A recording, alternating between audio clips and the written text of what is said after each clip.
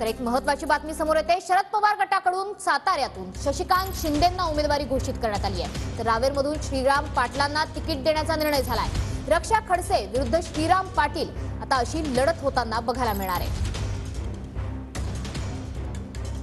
राष्ट्रवादी काँग्रेस शरद पवार गटाकडून रावेर लोकसभा मतदारसंघामध्ये प्रसिद्ध उद्योजक श्रीराम पाटील यांना उमेदवारी जाहीर करण्यात आली आहे। आपल्यासोबत आता श्रीराम पाटील आहेत। काय सांगाल सर, तुम्हाला उमेदवारी जाहीर करण्यात आली आहे, पहिली प्रतिक्रिया काय असणार आहे तुमची?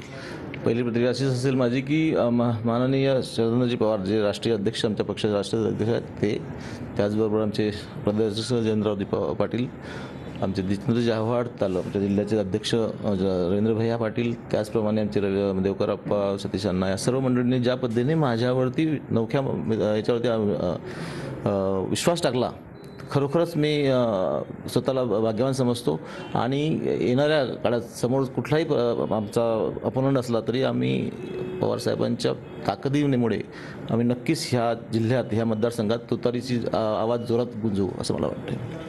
तर हे होते आपल्यासोबत श्रीराम पाटील। त्यांनी सांगितलं की राष्ट्रवादी काँग्रेसचे अध्यक्ष शरदचंद्र पवार यांची ताकद माझ्या पाठीशी आहे आणि या लोकसभा मतदारसंघात इतिहास होईल आणि विजयाची तुतारी वाजेल असा विश्वास त्यांनी या ठिकाणी व्यक्त केला आहे। किशोर पाटील, TV9 मराठी, जळगाव।